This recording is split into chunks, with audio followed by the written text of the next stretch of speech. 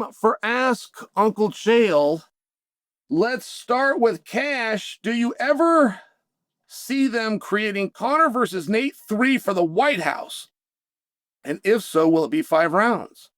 I think the model makes sense because it's the White House and they can get away with just making stuff up. Cash, you know I like you. Drop the word model from your vocabulary. Don't use the word model. Just let's leave it at that. Secondly, no, there's not going to be anything weird about the White House card. And I don't really know where that came from or why anybody believed that. And I'm not attempting to scold you, Cash. I'm just speaking in a generalized term. Everything that we've heard about the White House card is weird, right? Maybe you think that's cool. Maybe you think that's unusual. Either way, the UFC is a very sustainable model. Something that they can do, and then they can redo, and they can redo, and they can redo. I just used the word model after I told you not to say. See, now you're seeping into my mind. There's not going to be anything weird about that event. So the answer to your question is no. All right, fightnews.com. When was the last time the heavyweight division was this bad? Is it the worst that it's ever been? I'll answer you like this. We tend to hold those that came before us to a higher standard, even though reality is the guys of today are better than the guys of yesterday, right? And you need them to be. Like the argument that Jordan is better than LeBron doesn't compliment Jordan and it doesn't insult LeBron. It says that basketball hasn't grown in 30 years, right? You're insulting the entire sport. I mean, these athletes are either getting better at the game or what's the point? But with that said, Randy Couture, that was the heavyweight champion, would still be the heavyweight champion. If you brought Randy in, any way you want to do it, any heavyweight you want to do it against, he's going to push him in the fence, he's going to pick them up, put them on their back, and beat the dog out of them. I'm not certain that the heavyweight division is as bad as people say. I think that's just kind of like this new cool hip narrative. But as far as the depth goes, and I will say this, yes, as a wrestler, we've never had a time, right? Josh Hockett is the only NCAA All-American under contract. I'm not talking about in the rankings. I'm not talking about that can make it to TV. I'm talking about under contract. And it is an interesting thing where the heavyweight division is at. It is a very interesting thing. All right. Texas Bread says, what % do you believe Aspinall is riding out the eye injury? I believe Tom Foley. I always caution against somebody revealing medical information to us. We're not owed that. And you got to be real careful. If you don't want to fight, go ahead and reveal an injury about yourself. But if you're revealing that, you need to understand you're not going to fight. You can't be booked. And if you do get booked, the commission can't clear you. It's an interesting thing. You got to be very careful. There's a fighter, I'll leave his name out. You might know who I'm talking about. But he had come out a number of years ago and said that of the 12 signs for CTE, he had 10 of them. Now, when he did that, he was more trying to tell a story. And he was talking about toughness and tough training. And he was trying to tell a story, but it's not what he said. He said of the 12 signs, he has 10 of them. And no promoter could touch him. And he really wanted to fight. And he was under contract. The promoter goes, I can't book you. Listen to what you just said. All right. Aaron Weinbaum says, how do you get out a club soda stain? That's funny, Aaron, and you slipped through the cracks and you made it on the show. All right, Pillow Hands Gaethje says, why did you lie to your father when you told him you were going to be champion? Oh, that's mean. What a mean question, Pillow Hands. Wasn't a lie. It just didn't happen. All right, moving on. Mike Mansell, Uncle Chael, how bad does the UFC heavyweight division need Gable Steveson? Well, Gable would do very well.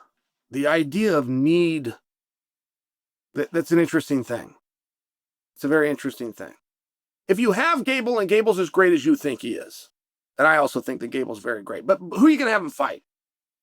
Who's he going to fight? He's going to fight somebody to get into the rankings, and then somebody else is going to be a lamb brought to slaughter, and then pretty quickly he's going to be champion or run into Josh Hawkett, the one guy that he can't beat. And then what do you do? I mean, it's an interesting thing. How bad does the division need? I mean, what do you make believing? That he sells a bunch of tickets, or the people come in, or what is it that you're implying with the word need? Gable's awesome. On that, we can definitely agree. Killjoy the Great, LOL.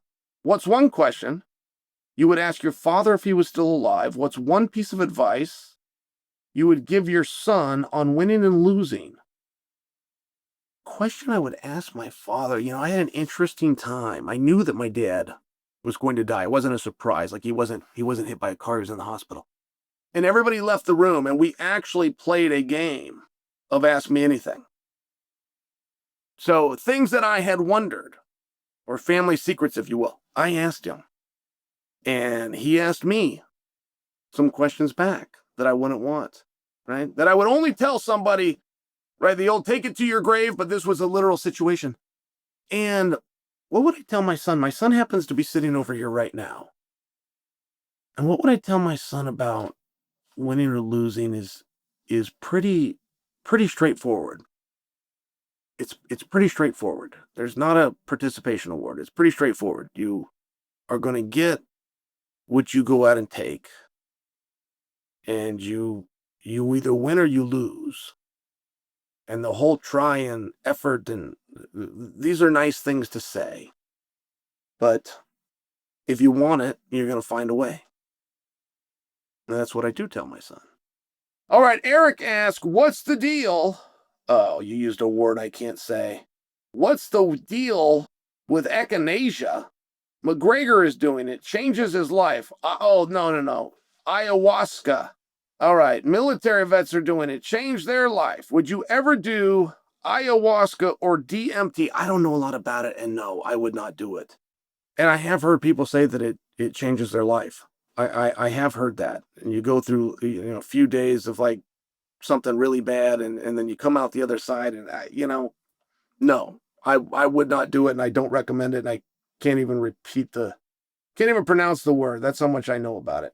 The Brindy Gypsy says, what's something you look forward to the most each week? Well, I get to look forward to it 3 times a week, and that is wrestling practice. I am, for the most part, bored. I gotta tell you, I find there's all sorts of time in the day, and I do not overly enjoy sleeping. It's just something that I have to do. If I didn't have to do it, I wouldn't do it. And therefore, my day has a little bit more time than some other people's. And I like to have things to try to fill that. All right. By any means necessary, scoring. A lot being said right now about the wrestling domination of an entire round not being 10-8 because of lack of damage. But what about damage to endurance where applicable? I'm not talking about just lying on someone. I'm talking about draining them, making them try to get up. Well, I've never heard that argument before. I've never heard about the drain on somebody's cardio, but either way, even now that I have heard it, no, that is not the way the rule reads. It would have to be fight-ending damage. And it would be very hard to quantify exhaustion. And it's also difficult to believe that the person on bottom is somehow working harder than the person on top. And while in many cases it might be true, it's very hard to believe. I know we've been told he's carrying his weight. What? What do you mean he's carrying his weight? Well, the other guy's holding down his weight. It feels like a little bit of a wash. And just so you understand, that rule's not going to be changed. It is about damage. And if you go out there and you're wrestle heavy and you're not doing things that advance the finishing of a fight, you're not going to get a 10-8. Like it or not, there's your answer, and it's pretty straightforward. Anonymous Texas man says, why don't more of the 5 to 15 ranked light heavyweights bulk up to heavyweight? There's so much more opportunity. I think Rakić could even be a contender there. Well, let's just talk about Rakić. I thought that's where he was going to go. Rakić is he's just built perfectly, and he walks around as high as 240. And I agree with you. I think there's massive opportunity there. I can go back a little bit of time, but there was a period of time where Gustafsson would have been the world heavyweight champion. By the time he finally moved to heavyweight, he put in a lot of rounds and a lot of training camps, and he was already kind of, thinking about being done. But just to back your point up, yeah, there's some guys with that frame, and if you can go heavyweight, you should. If you're talking about what is a more open division, if you're talking about what has less talent and iron on iron, yes, the bigger you go, the easier it gets. But the conception is otherwise. The conception is the bigger you go, the harder it gets. It's just not true. So to your point, if you had a light heavyweight, go up to heavyweight. I mean, look, we've seen it a few times. What we saw with Randy Couture, capture the championship. Mark Coleman was a light heavyweight, forced to fight at heavyweight, capture the championship. Daniel Cormier would be a fine example. I'm leaving somebody off the list because I kept track of it. Alex Pereira moving up to heavyweight is very likely to become the heavyweight champion. Like, if you're acting like that's an easier division with more opportunity, you're right.